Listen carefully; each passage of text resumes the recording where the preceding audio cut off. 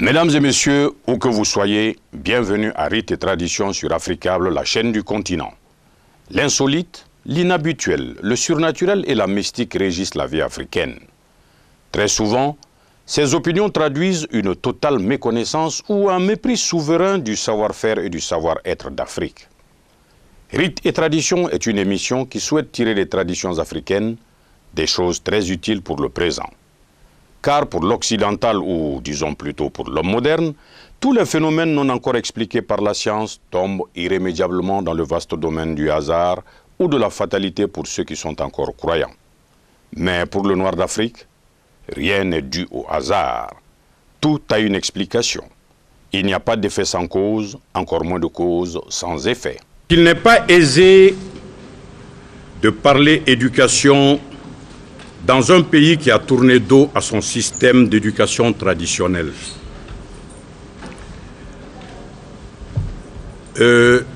Après mon liminaire, on va écouter les perspectives, les propositions des uns et des autres.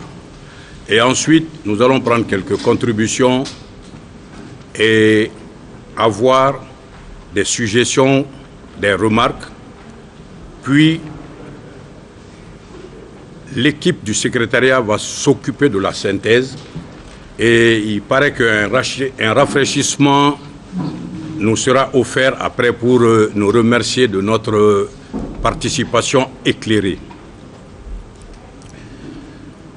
Avant, dans mes propos liminaires, je demanderai aux uns et aux autres de faire une lumière sur deux concepts chez nous que nous avons tendance à confondre. Chez nous, nous confondons éducation et enseignement. Et cette confusion fait que nous avons tout faux dans tout ce que nous entreprenons. Parce qu'à l'école, nous avons l'enseignement. Et l'école est le lieu de l'apprentissage du savoir universel. Mais à la maison, nous avons l'éducation. Et cette éducation, elle est donnée par un mécanisme de socialisation de l'enfant. Et c'est à ce mécanisme de socialisation que nous, ici au Mali, nous avons tourné le dos. Parce que chez nous, nos anciens disent, avant de construire quoi que ce soit, il faut d'abord construire l'homme. Construire l'homme parce que quand on parle d'éducation, il faut surtout parler de comportement. De comportement qui traduit le savoir-être. Et ce savoir-être-là, c'est ce que l'on appelle aujourd'hui le développement humain durable. Nos anciens éduquaient par un cycle de 7. 7, 7, 7, 7, 7 fois 7, 49. Donc jusqu'à l'âge de 49 ans, l'homme était en apprentissage. L'homme était en éducation. Ce que l'on appelle chez nous l'amont. Karsama l'amont, Karsama l'adamou. Ça veut dire que Karsa a été préparé à sa vie d'adulte, préparé à sa production dans la communauté. Je ne vais pas entrer dans les 7, 7, 7, 7. Sachez seulement que de la naissance à 7 ans, on est au pied de la maman, on est dans les girons de la mère, on évolue avec elle, c'est elle qui nous apprend les b.a.-ba de la vie communautaire. Et cette autre année, de 7 à 14 ans, on entre dans un autre groupe qu'on appelle le Blakrokulu. C'est à partir de là qu'on entre dans le Ntomo, qu'on appelle le Komo des Blakrou. Et là, on apprend la vie du groupe. De ces 14 à 7 ans, ça fait un cycle. On a 21 ans, ce troisième cycle, on entre dans la case des hommes, où on prend les 3 habits d'hommes. Fugula, Drugi, Anikulushi.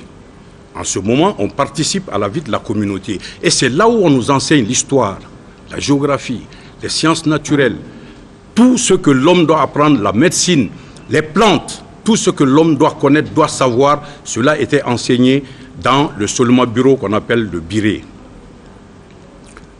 De 21 ans, plus 7 à 28 ans, on entre dans un autre groupe, on entame un autre cycle. Ce cycle nous permet d'entrer maintenant dans la communauté des hommes. Nous pouvons nous marier, fonder un foyer, savoir maintenant les différentes responsabilités. Et ensuite, nous entamons un autre cycle de 7. De 28 à 35 ans, on a atteint une certaine maturité, on peut sortir, aller acquérir le savoir ailleurs, la connaissance ailleurs. Et après ce cycle-là, on revient, on entre dans un autre cycle de 7. De 35 plus 7, on a 42 ans. À 42 ans, on peut participer maintenant à la discussion au niveau du village. On peut continuer à enseigner dans la communauté pour faire participer aux autres du savoir acquis. De 42 à 49 ans, comme on le dit, on a le doctorat, on a fini. Maintenant, on est apte à entrer dans la vie de la communauté et à s'impliquer dans cette vie. C'était comme ça chez nous. Mais nous avons tourné le dos à cette forme d'éducation. Et aujourd'hui, il est question pour nous, au terme de ces jours de partage, de réflexion et de donner, de recevoir, de dégager des perspectives. Des perspectives qui traduiront notre engagement auprès de DVV International dans son objectif d'appuyer l'émergence des structures sociales durables afin que les populations aient accès à l'apprentissage tout au long de la vie, gage d'un développement durable communautaire.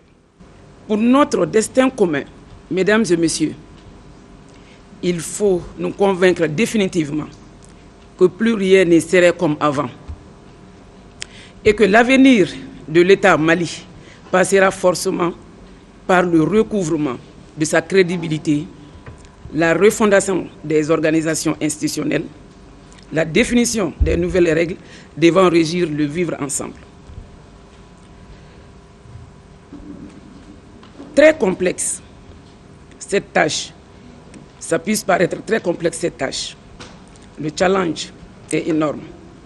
Nous avons ensemble la confiance avec les intelligences collectives et notre capacité à saisir un sursaut dès lors que notre avenir commun est menacé. Mesdames et messieurs, honorables invités,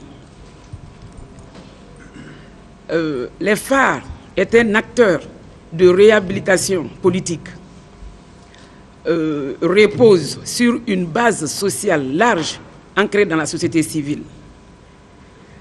Promouvoir les valeurs de la République comme égalité, la liberté, le mérite, la solidarité, la démocratie à travers des réformes transformatrices.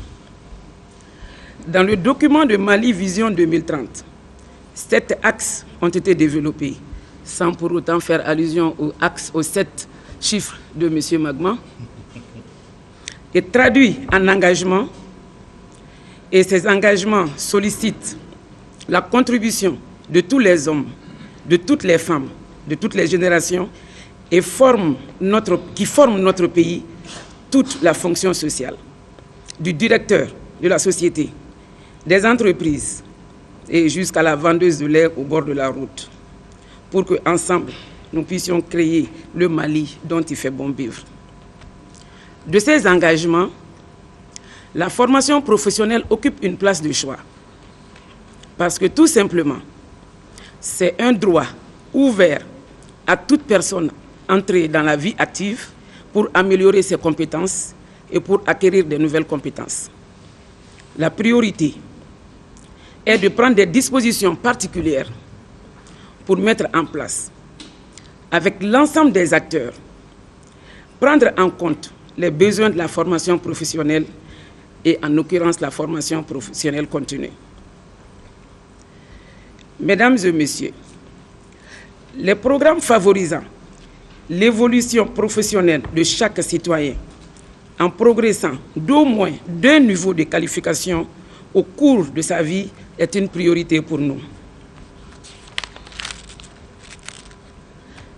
Mesdames et messieurs, des projets, des programmes pour l'évolution et l'accès à la formation initiale, à l'apprentissage, à la formation professionnelle continue font également partie de nos priorités.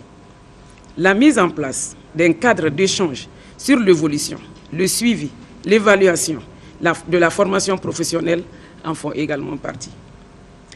La recherche de financement, aussi bien que de partenaires techniques et financiers, font également partie.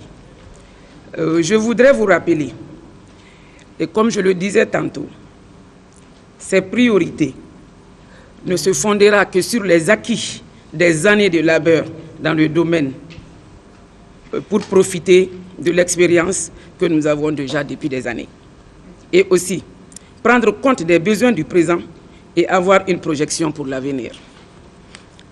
Dans ce cadre,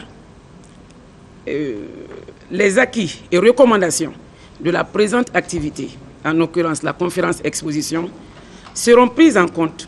Rassurez-vous que leur mise en œuvre seront assurées parce que tout simplement, il s'agit d'un vrai projet de développement. Pour conclure, je voudrais juste vous rappeler que trop souvent, nous nous sommes attaqués à l'urgence. Nous avons géré des difficultés au cas par cas. Désormais, c'est aux causes de ces difficultés qu'il faudrait s'attaquer. Projetons-nous dans le temps, parce que tout simplement, chacun des enfants d'aujourd'hui pense à leur famille qu'il fondera un jour, pense également à l'activité qu'ils mèneront un jour. Et nous avons le devoir et l'obligation de laisser un Mali propre au service de cette jeunesse. Je vous remercie. Je peux vous assurer que le CNID prend l'engagement qu'il est DVV compatible, qu'il est alphabétisation compatible, que le CNID est plaidoyer compatible pour les causes de l'alphabétisation informelle, quelle que soit l'appellation qu'on lui donne, puisque ce matin, il y a eu des débats là-dessus. Donc, par ma voix, le CNID prend l'engagement qu'il ne va pas réinventer la roue, mais qu'il va s'insérer dans les actions qui sont déjà menées, qui sont déjà existantes, et que surtout, personnellement, je vais dire que l'aspect sur lequel moi je voudrais qu'on insiste, c'est ça le plaidoyer. Parce qu'il a été démontré ici que une grande part de la population est touchée par le problème, que les moyens sont peu et qu'en plus le secteur de l'emploi est très demandeur des produits de l'enseignement non formel.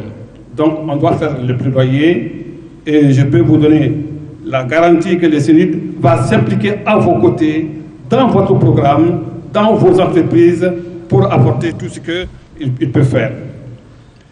Et pour sortir de la parole, 2 points. Hier, j'ai vu ici des confrères, parce que je suis journaliste, je suis sociologue de formation, mais journaliste de métier. Bon, je suppose qu'ils sont venus pour la cérémonie de lancement et qu'après ils sont partis. Moi, je suggère que quand on organise ce genre de conférences avec des élus, il faut au moins intégrer 2 ou 3 journalistes, des gens qui sachent écrire des articles de fond pour vous accompagner.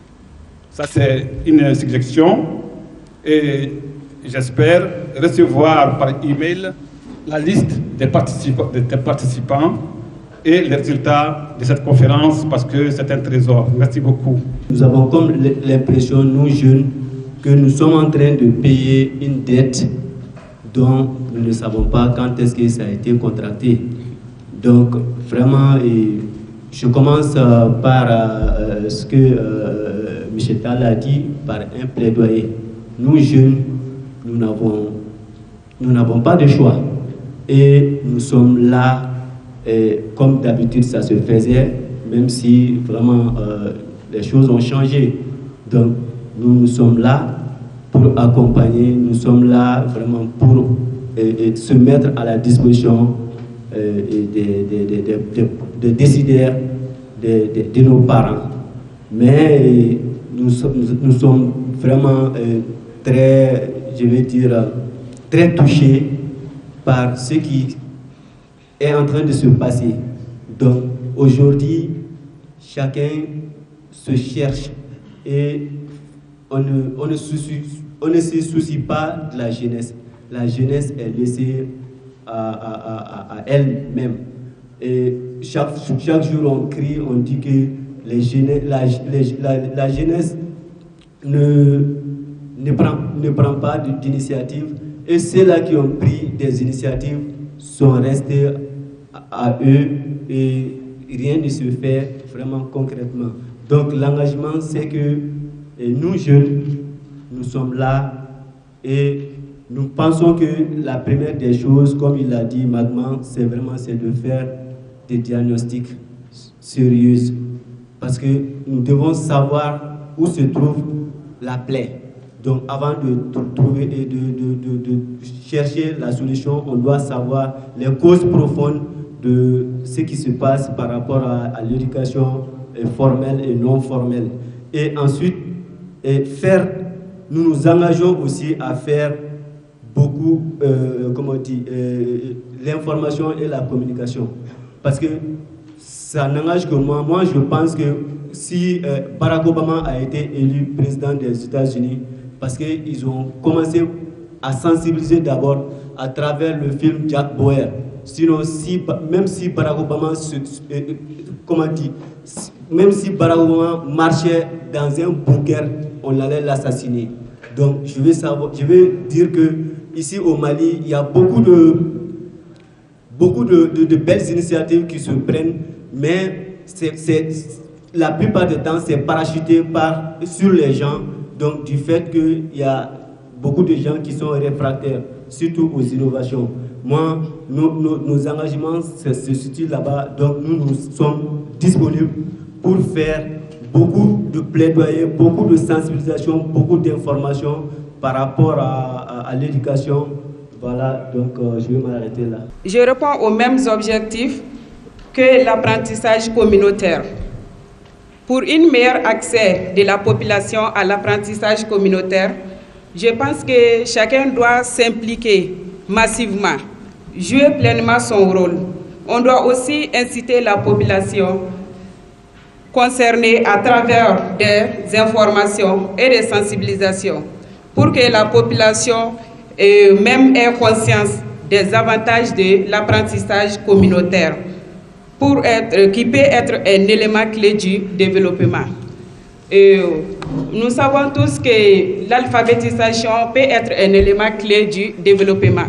Parce que même dans les zones rurales, les femmes qui vivent là-bas, et puis les enfants aussi, ils entreprennent des choses dont ils ne savent même pas dans quoi ils s'engagent.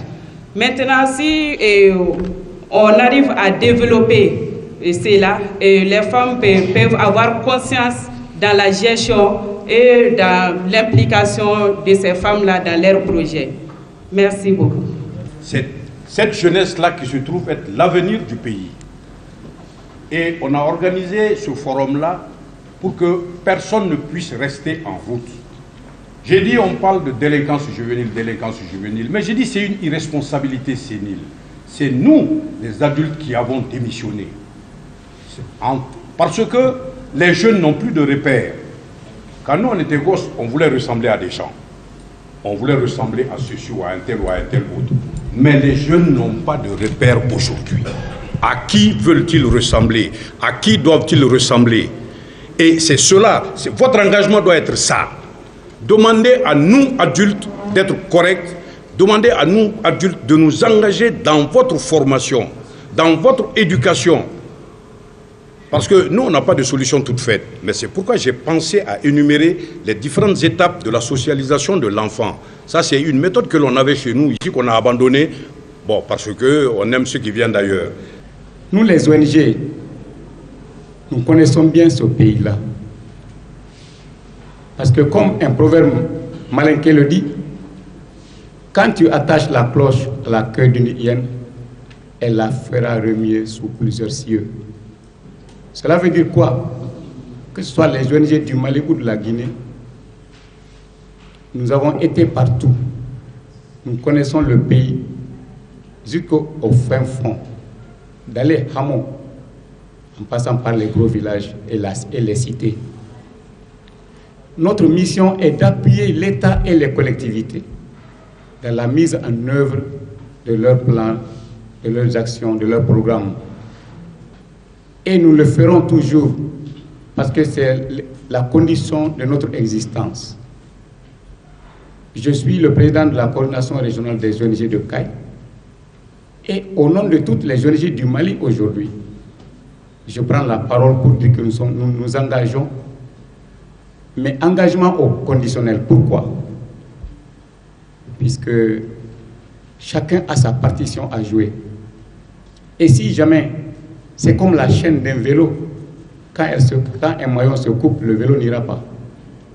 Donc nous, les ONG, nous avons notre rôle à jouer, mais nous allons travailler en symbiose, en synergie d'action avec d'autres partenaires, à commencer d'abord par qui? Les collectivités, les communautés. Puisqu'un proverbe dit tout ce qu'on fait là, il faut que les communautés et les collectivités s'en approprient. C'est une activité qui est pour eux. Les actions sont pour eux. Donc, il faut qu'eux-mêmes d'abord, ils prennent le devant. Et nous sommes là pour l'accompagnement. Les partis, les PTF, les partenaires techniques et financiers, nous les remercions de passage. Singulièrement, le DVV international.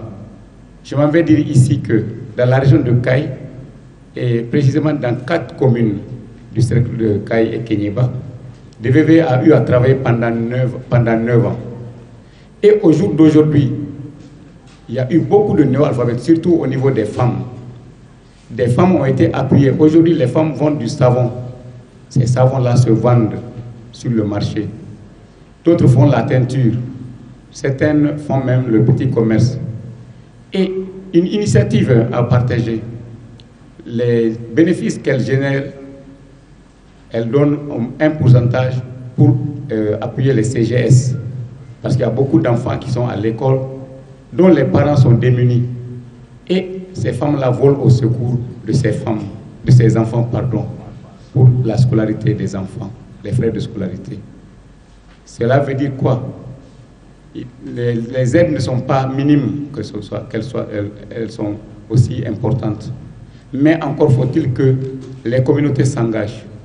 Donc nous, les ONG, nous sommes là pour accompagner, comme l'a dit l'État et les collectivités. Mais cet accompagnement-là est au conditionnel. Il faut que chacun joue sa partition. Donc aujourd'hui, au nom de toutes les ONG, toutes les initiatives qui seront là pour que ce pays-là puisse aller de l'avant, nous sommes prêts à accompagner l'État et les collectivités. Merci. Mesdames, Messieurs, c'est tout pour Rites et Traditions aujourd'hui. Merci pour votre fidélité à Africable Télévision, la première panafricaine. Mais n'ayons pas peur de le dire et surtout, n'ayons pas honte de le reconnaître. Les intellectuels africains ont décroché tous les titres universitaires en vue d'Afrique, d'Amérique, d'Asie et d'Europe. Cependant, n'ayons pas honte de le reconnaître et surtout, n'ayons pas peur de le dire. Ils demeurent encore et toujours des analphabètes culturels à l'entrée du vestibule de la mémoire perdue de nos ancêtres. Comment alors promouvoir ce que l'on ignore? Chauves-souris, ils sont d'Afrique, mais surtout d'ailleurs. La bouche noire, le ventre à Paris, la tête en Amérique, les yeux en Asie. C'est pourquoi, mesdames, messieurs, prenez soin de vous, car chaque émission à Rites et Traditions est un questionnement. Ce que l'on apprend de la culture d'autrui, vaut-il ce que l'on oublie de soi? Ainsi, fils et filles d'Afrique, nous devons sans cesse avoir en vue qu'il ne saurait y avoir de développement économique, politique et social sans un rayonnement culturel adéquat. C'est pourquoi il ne s'agira pas pour nous de faire recours à nos sources, oh que non, mais plutôt d'avoir recours à nos sources afin de promouvoir le développement réel du continent africain. Car personne ne viendra construire l'Afrique à notre place. Ciao, à la joie de vous retrouver, on ne peut plus nombreux, la semaine prochaine.